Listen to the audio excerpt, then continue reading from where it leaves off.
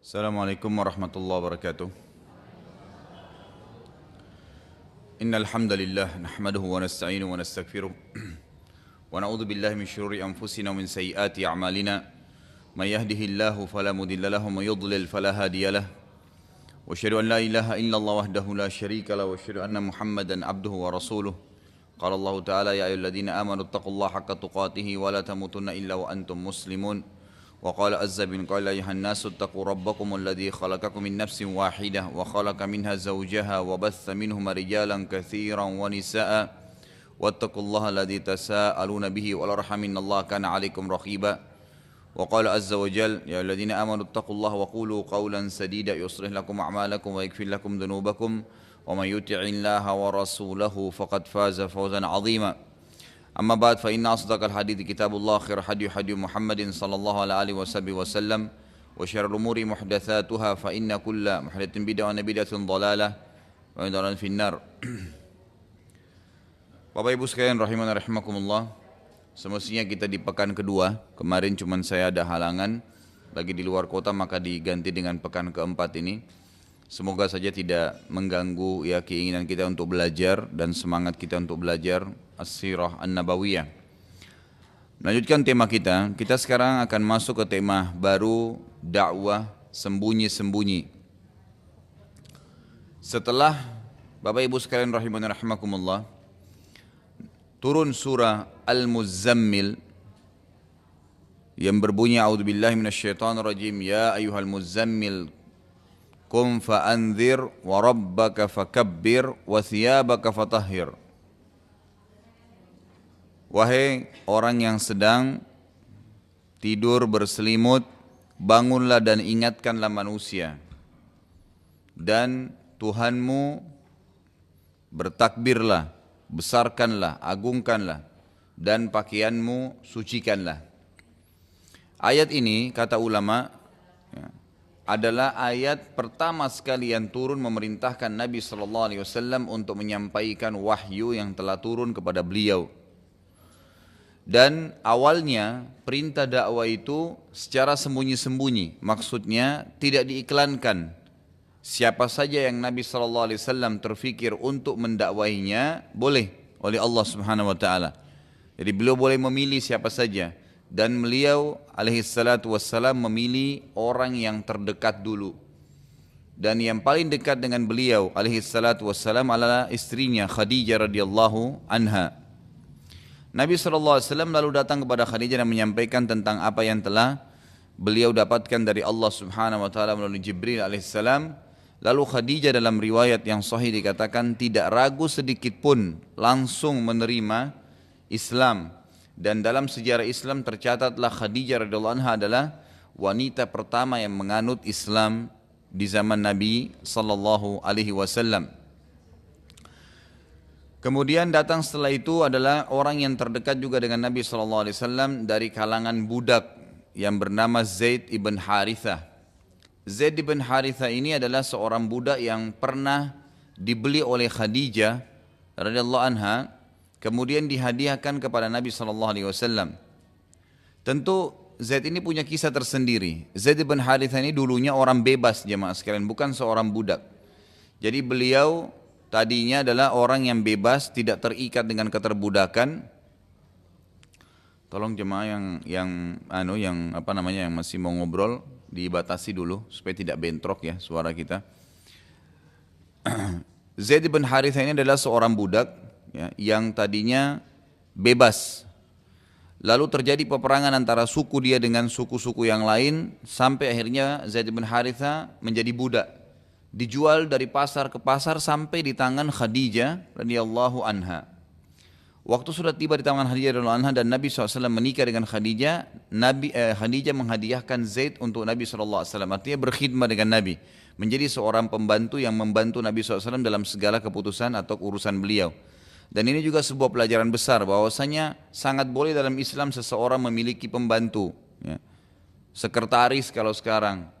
Yang jelas orang yang bisa membantu dia dalam menyelesaikan atau membantu dalam urusan-urusan dia. Di sini Zaid bin Harithah adalah seorang budak yang akhirnya membantu Nabi SAW. Ada kisah tersendiri Zaid bin Harithah radhiyallahu anhu ini waktu menjadi budak di tangan Nabi sallallahu alaihi wasallam, setelah berjalan beberapa tahun, ayahnya Harithah sempat mencari tahu anaknya. Dicari tahu satu demi satu informasi sampai akhirnya ayahnya Zaid ini radhiyallahu anhu, ayahnya bernama Harithah. Ya, ini tidak disebutkan masuk Islam atau tidak. Harithah ini cari tahu sampai dia mendapatkan informasi ternyata anaknya itu ada di tangan salah seorang pemuka Mekah yang bernama Muhammad. Lalu datanglah si Harithah ini ke Mekah dan berbicara dengan Nabi SAW, mengatakan, wahai Muhammad, sesungguhnya anak saya Zaid tadinya orang bebas, bukan orang yang terikat dengan keterbudakan gitu. Bisakah kamu bebaskan dia dan saya tebus? Kata Nabi SAW, silahkan saja, tidak usah ditebus, asal Zaid mau, asal Zaid sendiri mau. Tentu Harithah sebagai ayahnya berpikir, siapa yang tidak mau memilih ayah? Tentu semua anak akan pilih ayahnya. Yang terjadi, subhanallah, ini menunjukkan kata para ulama akhlak Nabi SAW bermuamalah dengan budaknya, ya, itu sampai membuat Zaid tidak mau memilih ayahnya. Ayahnya datang kepada Zaid mengatakan, Harithah berkata kepada Zaid, wahai Zaid, Muhammad sudah sangat bijak. Dia ingin membebaskan kamu dari keterbudakan. Jadi kalau budak ini jemaah sekalian boleh dijual belikan, ya. Sesuatu yang ini bukan pembantu ya, budak itu lebih ya di bawah status sosial dibandingkan orang yang bebas. Sampai dalam hukum syar'i saja kalau mereka melanggar itu hukumannya setengah, beda dengan orang yang bebas ya, orang yang bebas. Dan dalam Islam juga budak walaupun laki-laki, budak laki-laki itu tidak punya kewajiban sholat Jumat. Hukumnya berbeda mereka, ya hukumnya berbeda tersendiri gitu. Nah ini sebagaimana sabda Nabi SAW, Jumat adalah wajib ya kecuali pada 4 orang, yaitu budak, kemudian wanita, anak kecil sampai dia balik, dan orang yang sakit. Dalam riwayat Daruqutni ditambah dan orang musafir. Jadi hukumnya tersendiri. Budak ini tidak nyaman, bisa dijual setiap saat oleh tuannya. Sekarang Zaid bin Harithah ini ayahnya datang ingin membebaskan Zaid ini dari keterbudakan supaya tidak dibawa naungan budak Nabi SAW. Dan Nabi mengatakan tidak usah ditebus, tanya aja Zaid. Kalau Zaid mau silahkan anda bawa, bebas, sudah dibebaskan dari keterbudakan. Waktu Harithah datang kepada Zaid mengatakan, wahai anakku, Muhammad sudah sangat bijak dan dia memberikan kesempatan agar engkau bebas. Dengan syarat satu saja, kamu tinggal pilih aku, selesai, kamu bebas dari keterbudakan. Anehnya Zaid berkata, ya, demi Allah aku tidak akan mengedepankan siapapun atas Muhammad. Artinya aku tidak ingin ikut dengan anda wahai ayahku, saya akan tetap jadi budaknya Muhammad. Ini sebuah hal yang aneh sekali. Ayahnya Harithah kaget. Kok bisa, belum pernah dalam sejarah manusia ada seorang budak mau dibebasin gak mau. Baru terjadi pada Zaid. Dan ini dibahas oleh ulama lebih dalam. Ternyata ya, kisah ini memberikan kejelasan tentang bagaimana akhlak Nabi SAW yang menaungi Zaid sampai Zaid merasa Nabi SAW lebih baik daripada ayahnya. Jadi ternyata Nabi SAW jemaah sekalian memperlakukan Zaid bukan sebagai budak, tetapi diperlakukan seperti anaknya sendiri. Dan Nabi SAW mendidik seluruh umatnya agar tidak pernah menggunakan kekerasan dengan anak. Tidak ada istilah memukul sampai membuat mereka sakit hati atau kata-kata kasar. Anak itu harus dididik dengan kasih sayang. Dan Nabi SAW mencontohkan itu pada Zaid bin Harithah. Sampai-sampai para sahabat semuanya mengatakan setelah kejadian ini, Zaid ibn Muhammad, diganti namanya dari Zaid ibn Harithah diganti menjadi Zaid ibn Muhammad.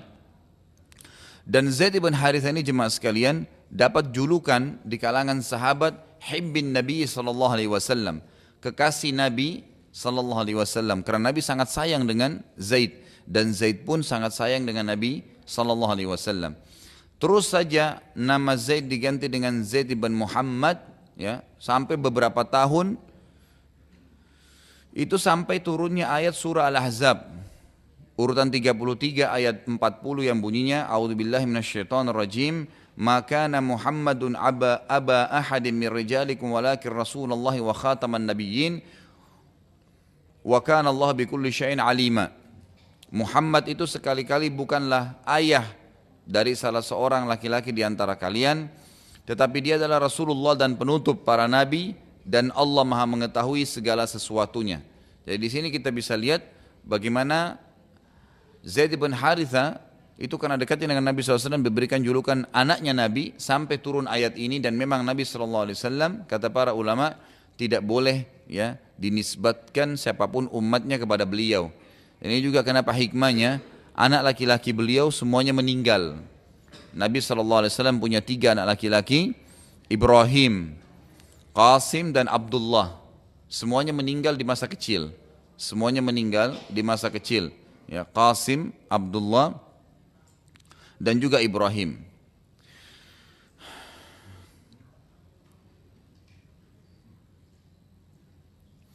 Juga pernah terjadi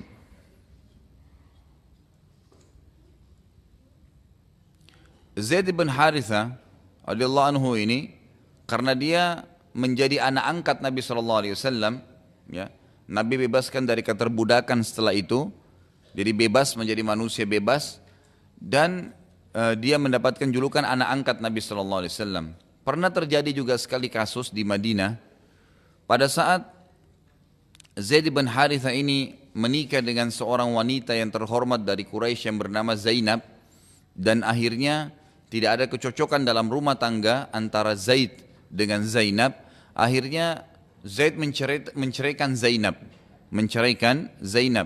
dan setelah itu Nabi SAW menikahi Zainab. Nabi SAW menikahi Zainab, istri bekas anak angkatnya beliau. Dan ini perintah dari langit. Bukan Nabi SAW begitu saja ingin menikahi, tidak. Karena Allah ingin menerapkan sebuah hukum, yaitu bolehnya menikahi ya mantan istrinya anak angkat. Karena itu bukan mahram. Ya, itu bukan mahram. Dan Allah SWT ingin menjelaskan hukum kepada kita, dan ini terjadi ya pada Zainab, mantan istrinya Zaid ibn Haritha. Ayat tadi yang kita sebutkan di atas, surah Al-Ahzab urutan 33 ayat 40, jemaah sekalian, memberikan penjelasan beberapa hukum. Yang pertama, dilarangkannya dalam Islam menisbatkan ya nama selain kepada nama ayah kita. Tidak boleh. Ya. Semarah apapun seorang anak dengan ayahnya, misalnya ayahnya lari, tidak bertanggung jawab dari kecil, kemudian Anda baru ketemu pada saat sudah besar, tetap sama. Nisbatnya tetap kepada ayah. Bahkan Nabi SAW melarang dalam hadis yang sahih dan sangat tegas, ya, Allah sangat murka dengan orang yang menisbatkan dirinya kepada selain ayahnya. Tidak boleh. Hanya satu keadaan saja, ya, bolehnya seseorang menisbatkan namanya ke ibunya. Ini ke ibunya ya, apalagi orang lain. Itu kalau memang anak tersebut adalah anak zina. Kalau anak itulah qadarullah anak zina, maka nisbatnya ke ibunya. Ya, nisbatnya ke ibunya. Jadi tidak boleh ke ayahnya. Ya, ini hukum syar'inya begitu. Nah, jadi orang tidak boleh menisbatkan diri. Termasuk yang perlu ibu-ibu perhatikan, mohon maaf ini perlu diketahui dan harus diperhatikan baik-baik, bahwasanya ya tidak boleh mengganti nama ayah Anda ke nama suami. Ya. Kalau ada orang di antara Anda ingin menaikkan atau ingin melibatkan nama suami, maka boleh saja, tetapi tidak boleh menghapus nama ayah. Makanya Aisyah radhiyallahu anha bernama tetap Aisyah binti Abi Bakar, tidak pernah dikatakan Aisyah Muhammad. Hafsah tetap binti Umar, tidak pernah Hafsah Muhammad sallallahu alaihi wasallam. Jadi ini hukum syar'i, dan ulama mengatakan ini bentuk keadilan Islam. Ini bentuk keadilan Islam karena wanita diberikan haknya tetap nisbat kepada ayahnya walaupun sudah menikah. Ya, walaupun sudah menikah. Di Indonesia ini ada kasus sudah menikah walaupun memang dia sangat cinta dengan suaminya, dan namanya sampai masuk ke pengadilan diganti ke nama suaminya. Ini enggak boleh dalam Islam. tetap harus menisbatkan diri kepada ayahnya. Jadi tidak boleh. Ayat ini jelas ya, melarang orang menisbatkan diri kepada ya selain ayahnya, dan ini dilarang dengan sangat tegas. Yang kedua, ya, yang diambil pelajaran dari ayat ini adalah bolehnya mengangkat anak angkat. Bolehnya mengangkat anak angkat, ya, boleh.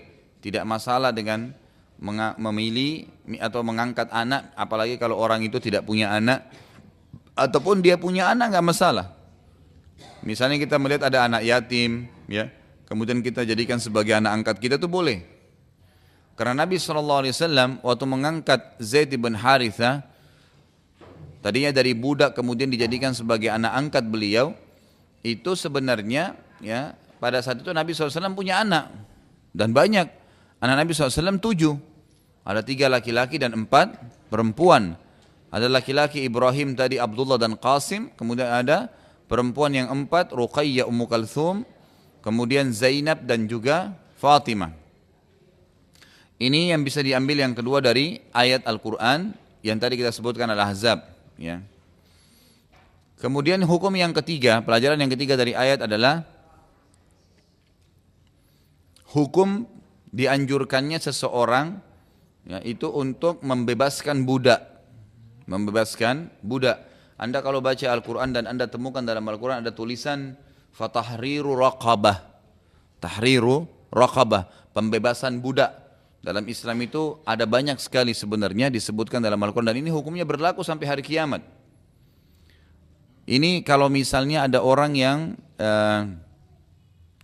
sempat membunuh, kemudian dia harus membayar denda. Dendahnya itu diikutin dengan pembebasan budak kalau dia miliki. Atau seseorang berhubungan suami istri di siang Ramadan sementara puasa, maka juga ada perintah untuk membebaskan budak. Kalau mereka tidak mampu, maka bisa dengan puasa 2 bulan berturut-turut. Tapi di sini jelas ada perintah untuk pembebasan budak, dan cukup banyak hukum syar'i berhubungan dengan masalah ini. Kalau Anda tanya, lalu dari mana keterbudakan itu datang? Dari peperangan. Dari peperangan. Jadi kalau terjadi peperangan antara orang Islam dengan non-Muslim, maka semua yang hadir di peperangan non-Muslim itu, pada saat terjadi kemenangan bagi kaum muslimin, maka jadi budaknya kaum muslimin. Jadi budaknya kaum muslimin. Khusus untuk mujahidin yang datang itu, mereka jadi budak. Lalu apa hikmahnya menjadi budak? Beda antara Islam dengan agama yang lain.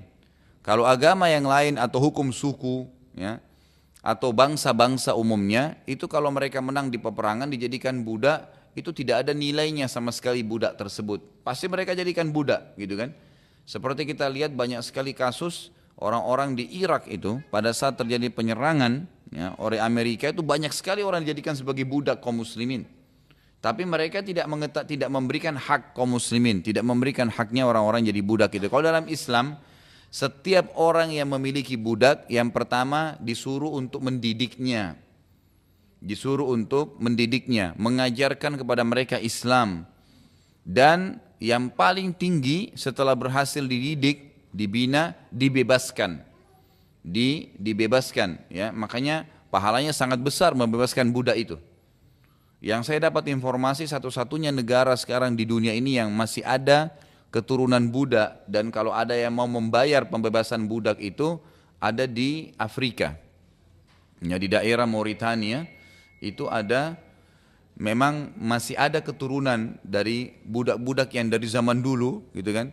Dan sampai hari ini kalau misalnya ada orang yang mau membebaskan budak, dia kalau berhubungan misalnya biologis dengan pasangannya di Ramadan, dan dia tidak mau puasa 2 bulan, atau tidak memberikan makan 60 orang miskin, maka dia bebaskan seorang budak.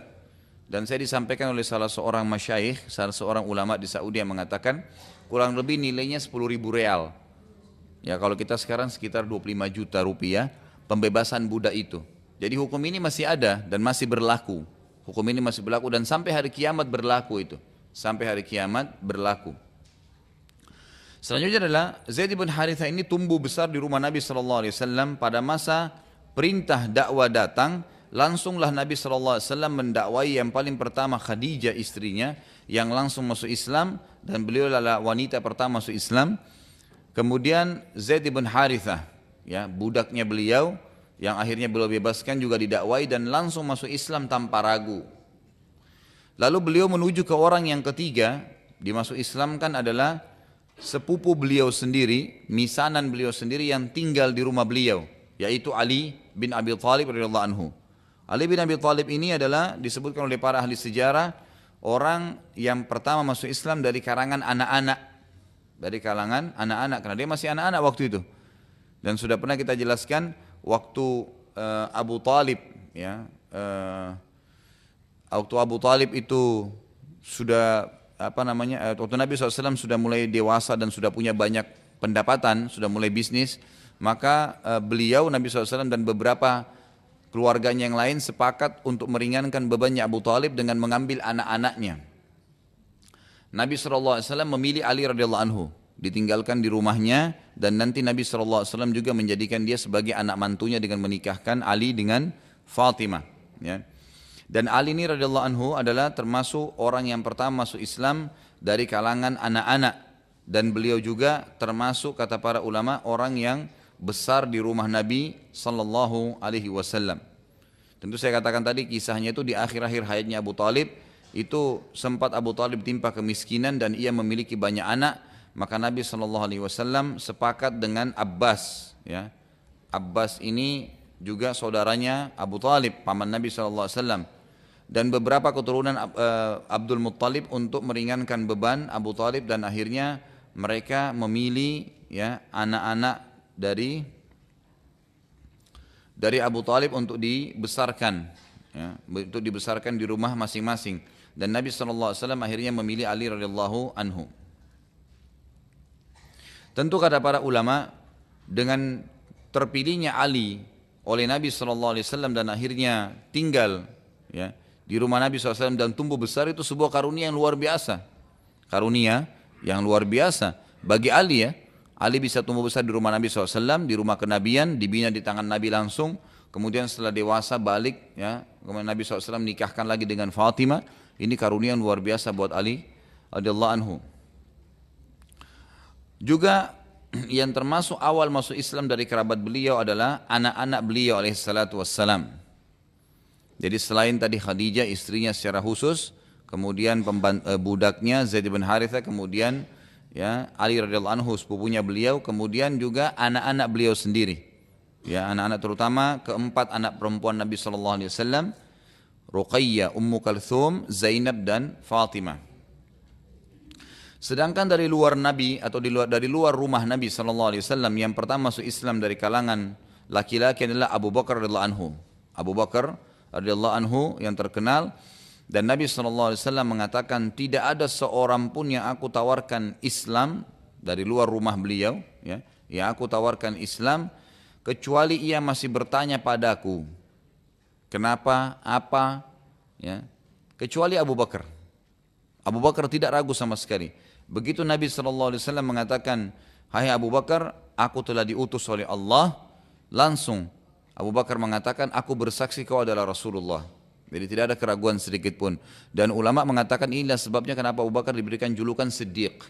Diberikan julukan Siddiq, orang yang langsung mempercayai apa yang Nabi SAW sampaikan. Dan ini cukup banyak kasus dalam kehidupan, nanti kita lihat dalam sirah kita, bagaimana Abu Bakar memang tidak ragu sama sekali dengan apa yang Nabi SAW sampaikan, termasuk dengan kasus nanti Isra dan Mi'raj. Ya, Isra dan Mi'raj itu juga nanti akan menjelaskan bagaimana mauqif atau, ya, posisi Abu Bakar pada saat itu. Abu Bakar setelah masuk Islam, jemaah sekalian rahimanallah, dan ini sebuah pelajaran yang sangat besar, beliau tidak tinggal diam. Jadi apa yang beliau dapatkan dari hidayah ini langsung beliau sampaikan, dan orang yang paling pertama didatangi oleh Abu Bakar adalah Utsman bin Affan radhiyallahu anhu. Utsman bin Affan sahabat Nabi yang mulia, masyhur khalifah yang ketiga. Jadi kata para ulama, selama Utsman masuk Islam sampai Utsman meninggal dengan banyak sekali fadilahnya, itu Abu Bakar yang panen pahalanya.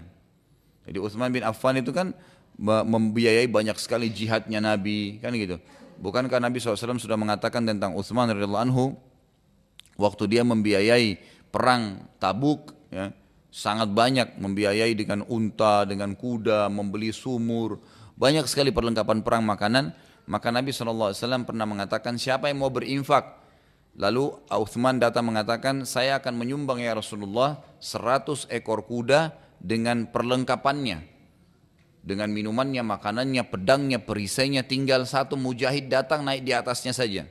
Kalau kita sekarang mobil lengkap gitu kan, untuk pergi berjihad 100. Lalu Nabi SAW karena perjalanan jauh mengatakan, siapa yang mau infak lagi? Lalu Uthman mengatakan, karena orang pada diam, pada nunggu satu sama yang lain, Uthman lagi bilang, ya Rasulullah, saya infakkan lagi 100 ekor kuda, gitu kan, berikut seluruh perlengkapannya. Sudah 200. Lalu Nabi SAW mengatakan, siapa lagi yang mau berinfak? Uthman bilang lagi, saya lagi ya Rasulullah, berinfak 100 ekor kuda dengan perlengkapannya sampai 10 kali. Setelah 10 kali berarti sudah 1000 ekor ya. Lalu Nabi SAW mengatakan, siapa lagi yang mau berinfak? Kata Uthman, ya Rasulullah, saya berinfak lagi tapi sudah habis kudanya.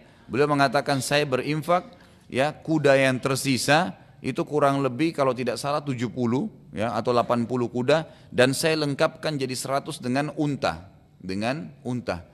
Lalu Nabi SAW mengatakan, Hasan ma fa'alt, sangat baik yang kau kerjakan hai Uthman. Waktu itu Uthman sudah jadi anak mantu Nabi SAW ya. Lalu Nabi SAW mengatakan, sekarang mujahidin butuh air, dan ada sumur di lokasi perang itu yang perlu dibeli, gitu kan? Maka Nabi SAW mengatakan, siapa yang membeli sumur itu, dia dapat surga. Enggak pakai nunggu, Uthman langsung berdiri, ya Rasulullah saya beli. Langsung sebelum sahabat semuanya bicara, dia mengatakan, ya Rasulullah saya yang beli. Selesai. Maka apa kata Nabi SAW? Tidak ada lagi yang bisa menahan Uthman untuk masuk ke surga setelah perbuatannya hari ini. Jaminan masuk surga langsung. Karena cepat, bergegas. Dan ini sebuah pelajaran besar jemaah sekalian ya. Setiap peluang ibadah dan amal soleh jangan ditunda. Tidak boleh ditunda. Ada kesempatan infak, ada kesempatan apa saja. Ya, mendakwai orang, menasihatin, ibadah, semua dikerjain. Jangan ditolak, jangan ditunda dan ditolak. Ya. Dan ingat, dalam ibadah kita harus mendahulukan diri kita. Tidak boleh orang lain dalam ibadah ya. Seperti sering saya bahasakan, bapak-bapak kalau saya masuk ke masjid, itu sering sekali saya temukan gitu kan. Saf pertama itu lebih besar fadilahnya. Bukankah Nabi SAW mengatakan, Lo ya'lamun nasa ma fin nida'i wa safal awla atahuma walau habwa.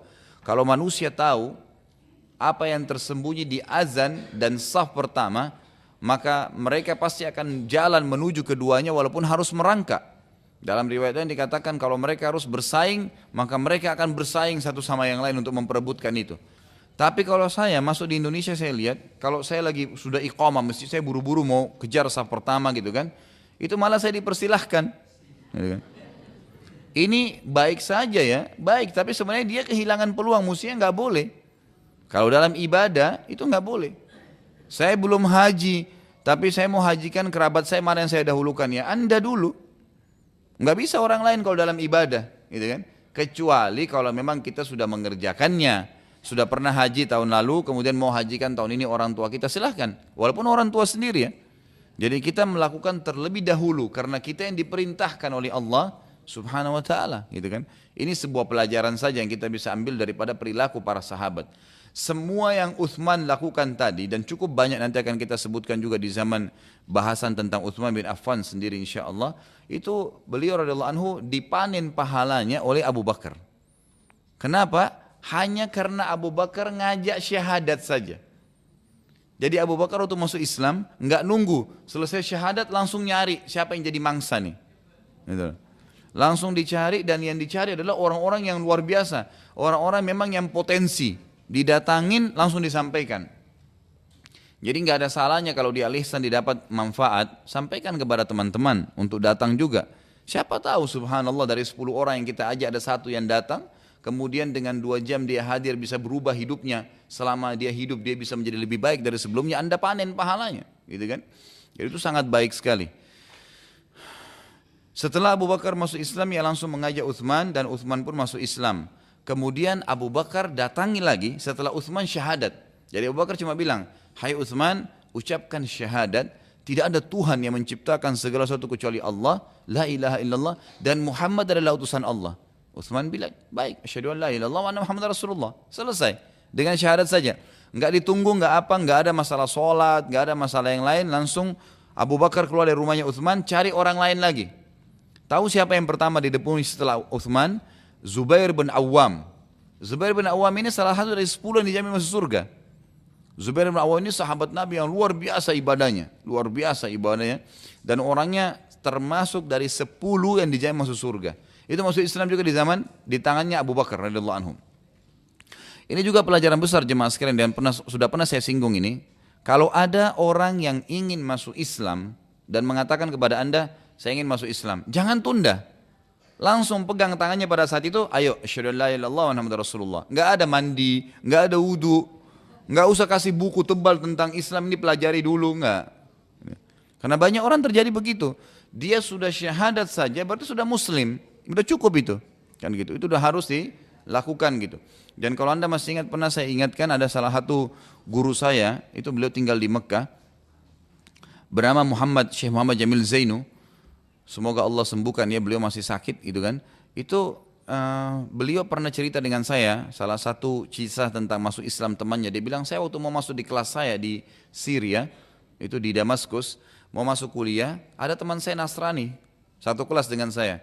Lalu dia bilang, saya pegang pundaknya. Sebelum masuk kelas saya mengatakan, bagaimana pendapatmu kalau saya bilang asyhadu an la ilaha illallah wa anna Isa Rasulullah wa anna Muhammad Rasulullah. Bagaimana pendapatmu kalau saya bilang tidak Tuhan yang berhak disembah kecuali Allah, Isa adalah Rasulullah dan Muhammad adalah Rasulullah. Ternyata orang Nasrani banyak sekali memahami kita ini benci Nabi Isa. Padahal orang Islam tidak boleh benci Nabi Isa. Bahkan harus mengakui risalahnya beliau, tapi tidak menerapkan lagi syariat beliau karena sudah datang Rasulullah Muhammad SAW, gitu kan setelahnya. Karena Rasul kalau datang menghapus syariat sebelumnya. Apa yang terjadi? Nasrani itu bilang, kalau begitu asyhadu an la ilaha illallah wa anna Isa Rasulullah wa anna Muhammad Rasulullah, gitu kan. Jadi ini penting. Nah ini penting. Jadi mengucapkan syariat itu sangat penting karena banyak kasus saya temukan begitu.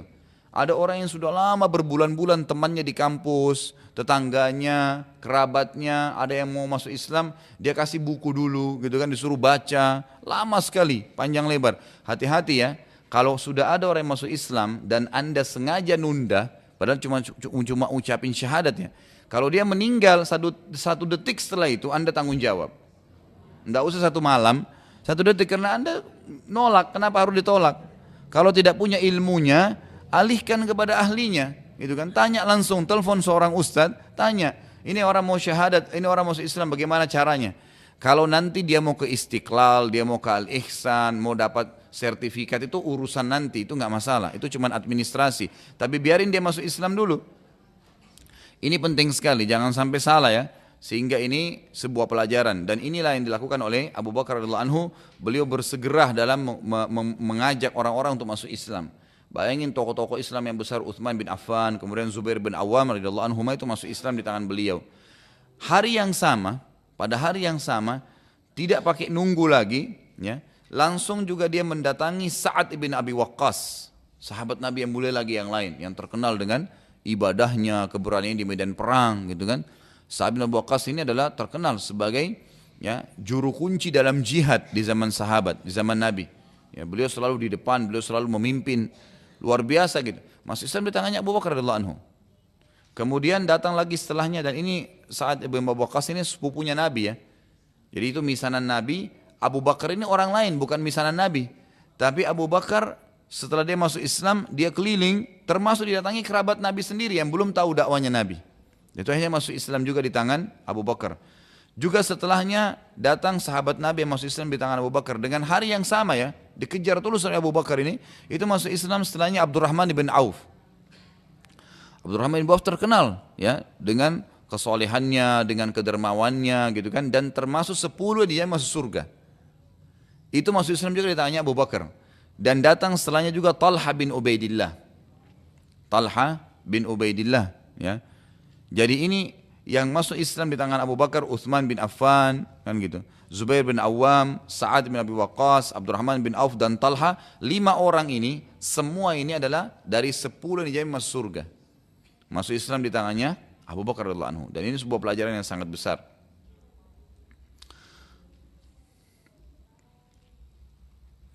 Inilah sebabnya jemaah sekalian, kenapa keluar hadis Nabi SAW yang berbunyi, ya, kalau seandainya, kata Nabi SAW dalam hadis sahih, kalau seandainya ditimbang seluruh imannya umat ini dengan imannya Abu Bakar sendiri, maka niscaya imannya Abu Bakar jauh lebih berat.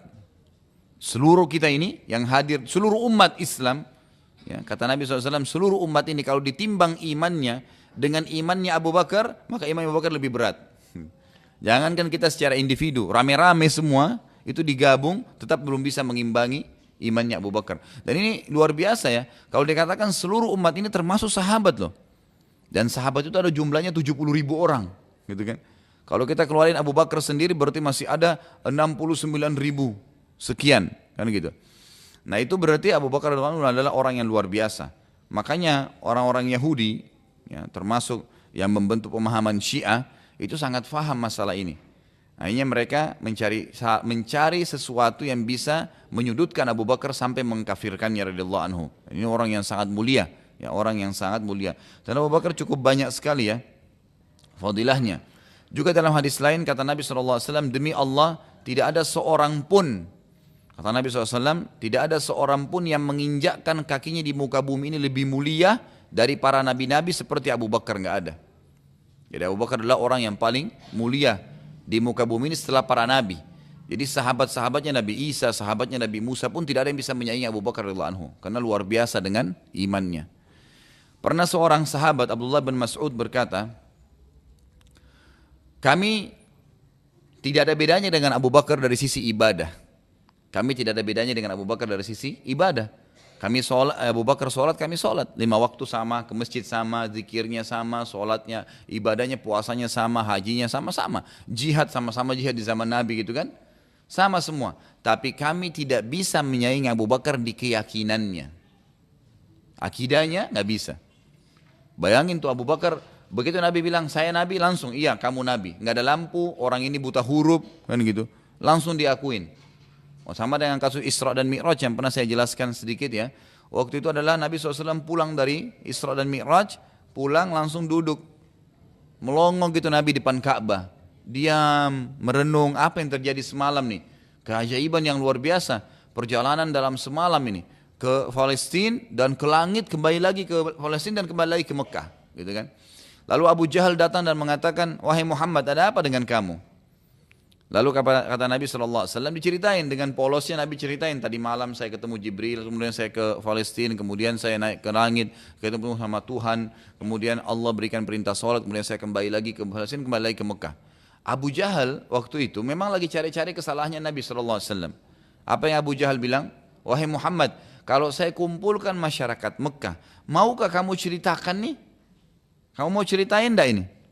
Kata Nabi SAW, baiklah, saya akan ceritakan. Abu Jahal langsung naik di atas gunung, di atas bukit, kemudian teriak dengan suara keras, wahai penduduk Mekah, dengarkanlah Muhammad akan bercerita.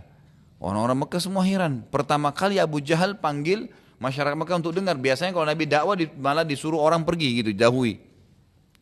Lalu setelah kumpul, Abu Jahal berkata, hai Muhammad, sekarang ceritain tuh kepada orang-orang.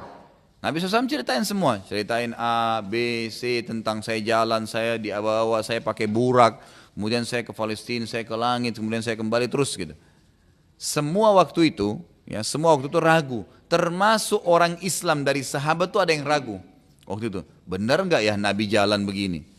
Ini nggak masuk di akal. Waktu itu nggak ada kendaraan kecuali kuda, sama kuda itu paling cepat zaman itu, nggak ada yang lain lagi, gitu kan? Itu sampai kendaraan yang menggunakan roda pun ya pada saat itu, kalau kayak kita sekarang mobil itu masih ditarik dengan kuda, gitu kan.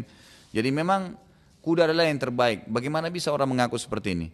Lalu sahabat-sahabat bingung siapa yang mau didatangin. Lalu mereka mendatangi Abu Bakar. Abu Bakar betul lagi di kebunnya waktu itu, ada kebun kurmanya, lagi di sana. Lalu ditanya, hai Abu Bakar, ceritanya begini, Rasulullah mengaku tadi malam sedang Isra, kemudian Mi'raj, kemudian kembali lagi. Ini sekarang ada di sini nih, di sekitar Ka'bah lagi dikelilingi oleh orang-orang gitu. Ya. Tapi orang pada ragu dengan ceritanya. Lalu Abu Bakar datang dengan tenang mendekati Nabi lalu mengatakan, ya Rasulullah, apakah Anda mengucapkan apa yang telah orang bicarakan sekarang? Kata Nabi, iya. Langsung Abu Bakar bilang, Anda benar. Langsung, nggak pakai tanya, nggak pakai ragu, langsung Anda benar, pasti benar. Lalu orang-orang Quraisy bilang, wahai Abu Bakar, bagaimana bisa kau percaya begitu saja? Kata Abu Bakar, wahai Quraisy, dia sudah saya percayai, wahyu datang dari langit, tanpa harus berangkat ke langit, dia bilang datang, saya sudah percaya. Apalagi kalau cuma sekedar naik ke atas, itu nggak masalah. Saya percaya. Dan yang kalimat luar biasa beliau mengatakan, wahai Quraisy, kalau seandainya di depan mata saya ada tembok warnanya putih, jelas putih, lalu Muhammad mengatakan tidak Abu Bakar, itu tembok warna hitam, saya akan bohongkan mata saya dan saya akan matakan temboknya, saya akan katakan memang temboknya hitam. Kira-kira Quraisy mau bilang apa nih? Udah nggak bisa bilang apa-apa. Kalau depan mata saya jelas temboknya putih nih, seperti ini terang. Lalu Muhammad bilang, enggak Abu Bakar, ini hitam. Saya bilang hitam, mata saya yang bohong. Gitu. Ya. Saking percaya dengan Nabi SAW. Bagaimana kita bisa saingi Abu Bakar kalau begitu? Kan gitu. Kita aja disuruh sholat subuh berjamaah di masjid, masih ragu bener enggak ya? Gitu kan. Atau disuruh sholat tahajud, Allah turun ke langit bumi. Begini, ustaz semua pada teriak. Allah temuilah Allah, minta sama Allah. Kita masih tidur.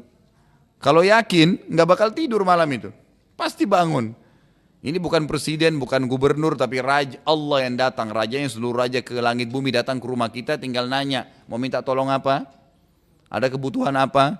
Ada yang salah minta maaf, saya maafin, tapi masih tidur. Karena kita nggak yakin. Kan gitu. Keyakinan itu akan membawa kita pada terimanya terhadap wahyu Allah Subhanahu wa taala. Itulah sebabnya jemaah sekalian, Abu Bakar radhiyallahu anhu diberikan julukan tadi As-Siddiq atau orang yang dipercaya. Dan kita sudah tahu penghuni surga Firdaus yang tertinggi ada 4 golongan ya. Nabi-nabi, syuhada yang mati syahid, kemudian Siddiq ya, orang-orang yang jujur dengan Allah Subhanahu wa taala, dan salihin. Nah, kalau Siddiq ini bayangin di antara semua sahabat yang dapat julukan Abu Bakar saja As-Siddiq kan gitu. Apalagi di zaman kita ini kan gitu. Ini sangat berat sebenarnya ya, tapi semoga Allah SWT bisa mencatatkan kita termasuk orang-orang yang Siddiq. Dan juga perlu anda ketahui jemaah sekalian, kisah Abu Bakar dan kisah para sahabat ternukil dan Allah jaga seperti sekarang ini, itu agar kita bisa mengambil pelajaran. Dan bukan mustahil kita bersama-sama dengan beliau. Bukan mustahil kita bersama-sama dengan beliau radhiyallahu anhu. Nanti akan kita lebih banyak pelajari pribadi beliau pada saat sirah ini berjalan. Dan juga nanti kita akan bahas setelah Nabi SAW meninggal bagaimana ya peran Abu Bakar dalam memimpin selama 2 tahun. Baik, kita masuk sekarang ke poin setelahnya adalah dakwah terang-terangan. Jadi tadi dakwah sembunyi-sembunyi, kita akan masuk sekarang ke dakwah terang-terangan. Setelah berjalan beberapa waktu, datanglah wahyu yang memerintahkan Nabi SAW menyebarkan dakwah beliau kepada seluruh manusia, bukan hanya penduduk Mekah, tapi seluruh manusia di muka bumi. Ya, tapi Nabi tentu mulai dari Mekah nantinya. Allah menjelaskan tentang perintah ini dalam surah Al-Hijr. Surah Al-Hijr ini urutan 15 dalam Al-Quran, ayatnya 94 sampai 99. Jadi kurang lebih 5 ayat ini turun ya kepada Nabi SAW 94 sampai 99. A'udzu billahi minasyaitonir rajim. Fasda' bima tu'mar wa a'rid 'anil musyrikin. Inna kafainakal mustahzi'in alladzina yaj'aluna ma'allahi ilahan akhar fasawfa ya'lamun.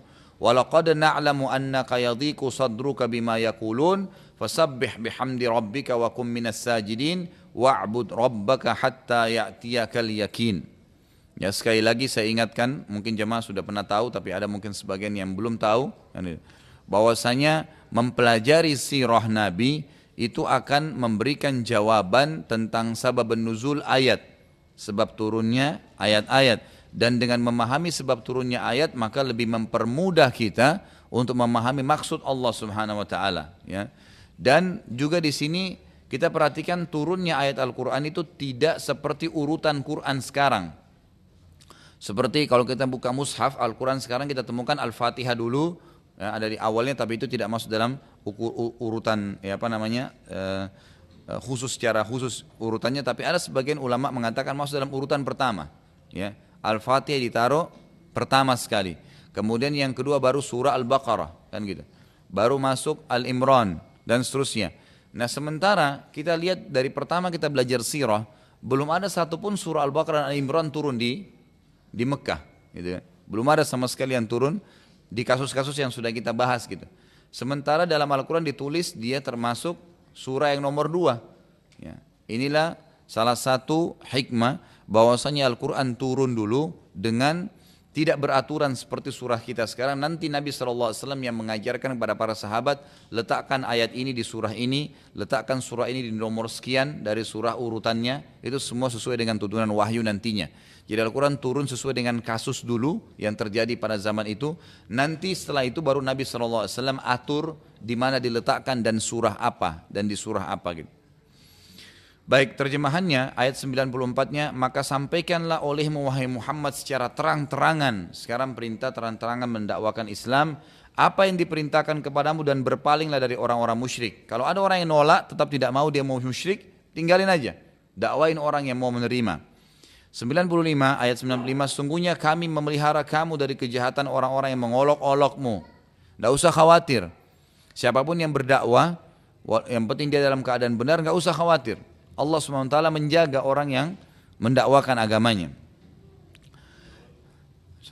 Ayat 96, yaitu orang-orang yang menganggap adanya Tuhan lain di samping Allah atau selain Allah, maka mereka kelak akan mengetahui akibat-akibatnya. Ini orang-orang musyrik Mekah yang nolak, udah tinggalin aja. Mereka tetap saja mau sembah berhala, mau menganggap ada Tuhan selain Allah, maka mereka akan tahu akibatnya. Apa yang kau ancamkan akan datang kepada mereka. Siksa api neraka, siksa alam barzah di kuburan, dan seterusnya. Kemudian ayat 97, dan kami sungguh-sungguh mengetahui bahwasanya dadamu menjadi sempit disebabkan apa yang mereka ucapkan. Jadi pada saat orang Quraisy beliau nyampein ayat, langsung orang Quraisy bilang itu bohong, sihir. Beliau sampaikan tentang hukum Allah, dianggap beliau adalah pembohong dan seterusnya. Jadi Nabi SAW terganggu. Bayangin kalau kita lagi ceramah, nyampein tentang ayat Quran, lalu ada satu orang berdiri mengatakan itu bohong, nggak mungkin. Ya. Terganggu tentunya gitu kan, terganggu. Nabi SAW ditolak, dicaci maki, dianggap penyihir, difitnah beragam macam. Allah mengatakan, kami sungguh mengetahui wahai Muhammad bahwa dadamu menjadi sempit disebabkan apa yang mereka ucapkan. Di ayat 98, maka bertasbihlah kepada Tuhanmu. Ya. Di sini artinya sabar saja, jalanin, bertasbihlah dan memuji Tuhanmu, dan jadilah kamu di antara orang-orang yang sujud. Jadikan sholat sebagai penolongmu. Dan ayat 99, serta sembahlah Tuhanmu, yakini apa yang kamu sedang imani sekarang, sampai kau meninggal dunia. Sampai engkau meninggal dunia. Karena ayat ini turun jemaah sekalian, maka Nabi SAW pada pagi harinya langsung menaiki sebuah bukit yang bernama Abi Kubais di Mekah. Dan bukit ini cukup tinggi. Ya, dan di situ memang orang-orang Mekah kalau ingin mengiklankan sesuatu penting, naik, kemudian teriak dengan suara keras. Kalau kita sekarang kan tidak perlu ada mikrofon, tapi kalau dulu tidak ada. Maka orang naik ke tempat tinggi, kemudian teriak sehingga terdengar. Apa yang terjadi? Beliau pada saat naik di Gunung Abi Kubais yang berada tidak jauh dari Ka'bah, tentu sekarang posisinya itu kurang lebih istana raja. Kalau anda sudah pernah ke Haram Mekah, itu keluar dari Bab Malik Abdul Aziz, sebelahnya kan ada istana raja, itu dulu Gunung Abi Kubais di situ, bukitnya di situ. Lalu Nabi SAW berteriak dengan suara sangat keras, beliau mengatakan wa sabaha. Ya, kata-kata wa sabaha ini biasanya dipakai oleh orang Arab ya, pada zaman itu untuk mengingatkan tentang bahayanya ada serangan yang akan datang dari musuh. Beliau berteriak wa sabaha dengan keras. Begitu mendengarkan wa sabaha ini, seluruh orang Quraisy langsung kumpul. Ya, seperti misalnya kalau Al-Ihsan ini dijadikan sebagai tempat informasi, setiap ada informasi kematian misalnya diiklanin, misal contoh, kemudian orang-orang pada datang atau ngumpul mengambil informasi, contoh saja ya, zaman sekarang tentu tidak butuh itu. Jadi seperti itu kurang lebih Gunung Abi Kubais, orang pada kumpul percaya informasi baru. Nah pada saat itu yang terjadi adalah setelah mendengar ya teriakan tadi mereka kumpul, lalu setelah mereka lihat di atas Gunung Abi Kubais ternyata Nabi Muhammad SAW, maka mereka tambah penasaran.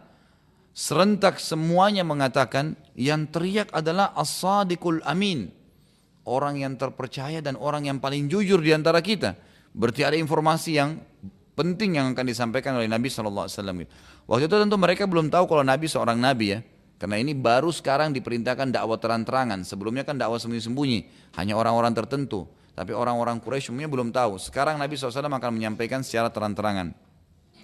Lalu beliau berteriak dengan suara keras berkata, bagaimana wahai Quraisy, bila seandainya aku mengatakan pada kalian di belakang bukit ini terdapat pasukan yang akan menyerang kalian sebentar lagi, apakah kalian akan percaya? Maka serentak semuanya menjawab, mengatakan tentu. Karena kami belum pernah mendapati atau mengetahui engkau berbohong. Tidak pernah Nabi bohong satu kali pun.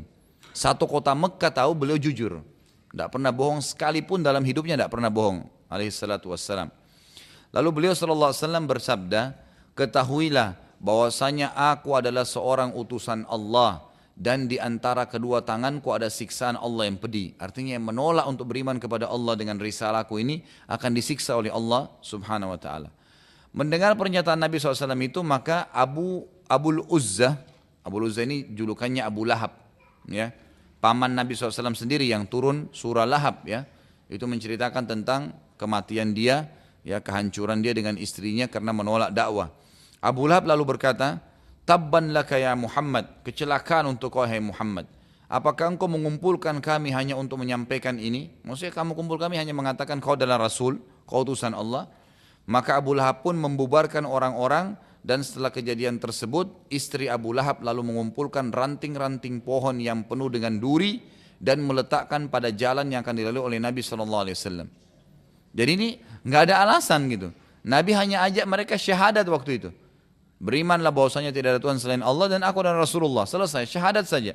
Tapi terjadi beda sekali antara Abu Lahab dengan Abu Bakar. Abu Bakar langsung terima dan Abu Lahab langsung menolak. Ada juga sebuah pelajaran besar di sini, Bapak Ibu sekalian rahimakumullah. Kita kadang-kadang orang Indonesia ini berpikir Mekah itu sekarang dengan Madinah tidak ada orang jahat.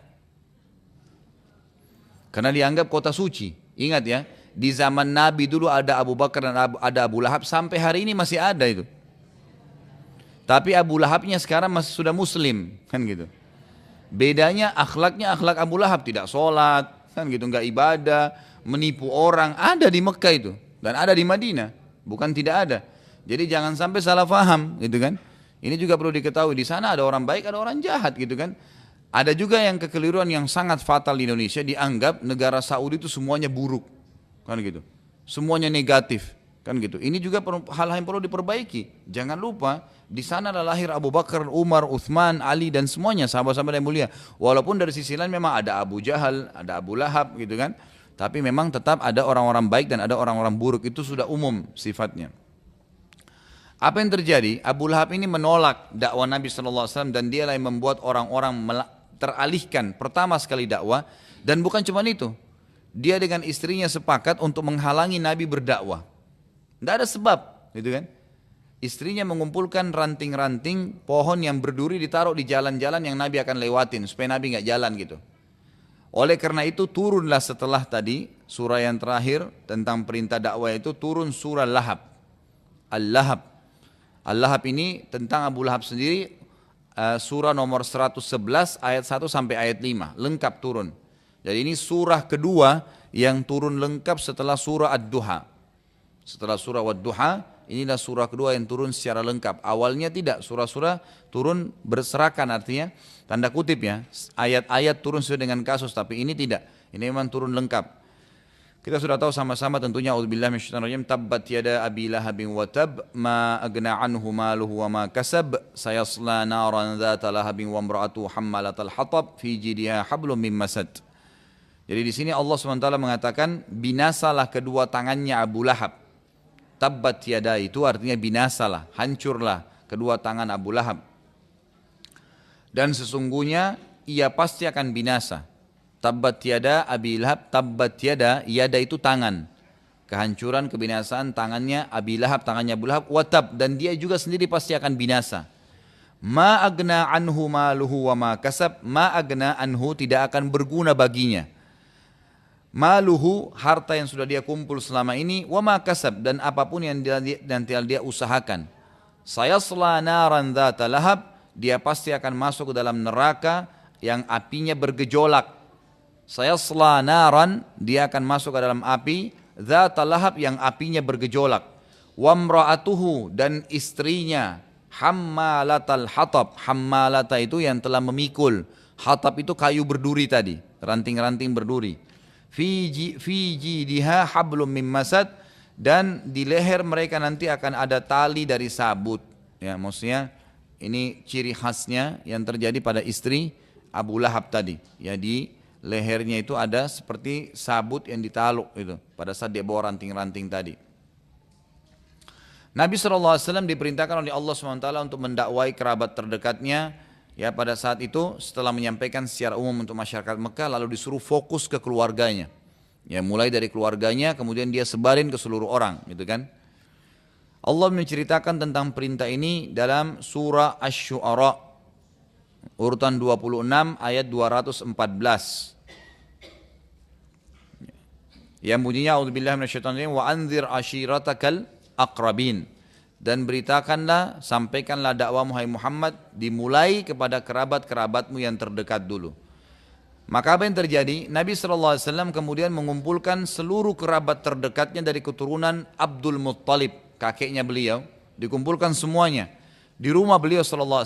Jadi beliau pertama adakan seperti pengajian gitu, undang semua ke rumah beliau, semua keluarganya saja. Sebelum beliau SAW bicara, karena kebetulan salah satu kerabatnya dia adalah Abu Lahab, ya. Abu Lahab tadi yang telah Allah turunkan surah khusus untuknya, itu ancaman. Lalu dia mengatakan, wahai Muhammad, kalau seandainya engkau mengumpulkan kami untuk menyampaikan lagi agamamu yang telah engkau sampaikan di gunung Abi Kubais beberapa hari yang lalu, maka janganlah engkau bicara. Abu Lahab waktu itu kebetulan dikenal sebagai orang tua di suku Abdul Muttalib, ya. Ini paman kandungnya Nabi sendiri, ya, paman kandungnya Nabi sendiri. Maka akhirnya seluruh ya, keluarganya waktu itu mendengar Abu Lahab, dan Nabi SAW menunda pembicaraan. Lalu Nabi SAW mengundang kembali lagi di kesempatan lain beberapa hari setelahnya seluruh kerabatnya untuk makan di rumah beliau, dan beliau dakwai. Kecuali Abu Lahab tidak diundang sama istrinya. Barulah Nabi SAW berdakwah, dan ternyata pada saat itu dihasilkan salah satu tante beliau yang bernama Sofiyah. Sofiyah binti Abdul Muttalib masuk Islam. Ya. Dan ini Sofiyah ini ibunya Zubair bin Awam. Ibunya Zubair bin Awam. Zubair ini sepupu Nabi yang tadi masuk Islam juga ya. Yang masuk Islam di tangannya Abu Bakar radhiyallahu anhum. Dakwah Islam makin menyebar dan banyak yang memeluknya, dan yang paling banyak masuk Islam dari golongan orang miskin ya pada saat itu. Di antara orang-orang yang masuk Islam dari budak, dari orang-orang miskin itu yang paling banyak masuk Islam. Yang terkenal kisahnya adalah Yasir dan istrinya Sumayyah. Yasir dan Sumayyah, ini yang terkenal. Dan inilah dua orang yang pertama mati syahid dalam Islam. Siapa itu Yasir dan siapa Sumayyah? Mereka adalah dua orang yang merupakan budaknya Abu Jahal, budaknya Abu Jahal. Jadi waktu Nabi SAW mulai berdakwah tersebar, kemudian banyak orang yang syahadat, ya kan gitu, dilarang sembah berhala, tidak boleh berzina, nggak boleh menipu orang, hukum-hukum Islam yang sudah turun umumnya pada saat itu.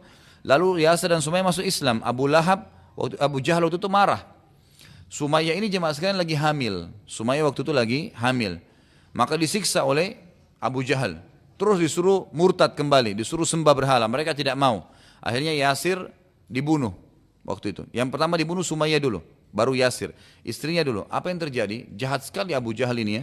Yang diberikan julukan Fir'aunnya umat ini. Dia mengambil tombak dan ditusuk perutnya Sumayyah. Jadi Sumayyah itu mati dengan bayinya. Gitu kan. Kemudian setelah itu Yasir mau bela istrinya, ditusuk juga oleh Abu Jahal dan mati dua-duanya. Tertinggal anaknya Ammar. Ammar radhiyallahu anhu ini adalah sahabat Nabi yang mulia, ya, yang mulia, yang luar biasa. Ammar ini orang yang Allah berikan panjang umur. Umurnya kalau enggak salah dia meninggal itu 100 tahun, ya. Ammar ini. Ammar ibn Yasir inilah yang pernah waktu sementara ya disiksa ibunya dengan ayahnya, dan dia merasa ketakutan sekali ya. Abu Jahal mengatakan, wahai Ammar, kalau kau tidak ya meninggalkan agamanya Muhammad, maka saya akan bunuh kamu seperti kedua orang tuamu. Maka Ammar pun ketakutan. Ammar pun waktu itu ketakutan. Akhirnya Abu Jahal bilang, kalau kau tidak mengaku, tidak mengatakan ada unta lagi lewat nih, bilang sekarang, unta ini Tuhanku. Kalau kau tidak bilang, maka saya akan bunuh kamu. Maka Ammar karena kesakitan disiksa, dia pun mengatakan unta ini Tuhan saya. Setelah itu Ammar datang ke Nabi SAW mengatakan, ya Rasulullah, saya sudah binasa. Saya sudah murtad, tinggalin agama Islam. Nabi tanya kenapa? Kasusnya begini, Abu Jahal siksa bunuh Sumayyah ibu saya dan ayah saya Yasir, kemudian saya pun disiksa. Kalau saya tidak mengucapkan unta ini yang lewat adalah Tuhan saya, gitu kan, maka saya akan dibunuh. Lalu kata Nabi SAW, kalau besok kau ditangkap lagi oleh Abu Jahal dan disuruh ucapkan, ucapkanlah, kau tetap muslim. Kau tetap muslim, karena kau sebenarnya menyebutkan itu bukan dari hatimu, gitu kan? Dan turunlah ayat Al-Quran yang mengatakan, illa man ukriha wa qalbu mutmainnun bil iman. Ya, itu orang bisa murtad dari agama, kecuali orang yang memang mengucapkan sesuatu itu, ya, dia benci bukan dari hatinya tapi hanya lisannya, dan hatinya penuh dengan keimanan. Termasuk juga orang yang masuk Islam dari golongan orang-orang miskin dan budak ini adalah Khabbab bin Arad radhiyallahu anhu, sahabat Nabi yang mulia juga. Ini ada kisah sendiri, di pundaknya beliau itu ada bekas lubang yang besar, itu karena disiksa juga oleh tuannya dia, gitu kan. Tapi beliau sabar dengan agama Islam ini. Kemudian yang terkenal muadzin Nabi SAW Bilal bin Rabah, ya, ini juga masuk Islam. Kemudian Suhaib ar-Rumi, ya, ini semua kalangan orang miskin dan para budak. Kemudian Amir bin Fuhairah dan Abdullah bin Mas'ud radhiyallahu anhum ajma'in.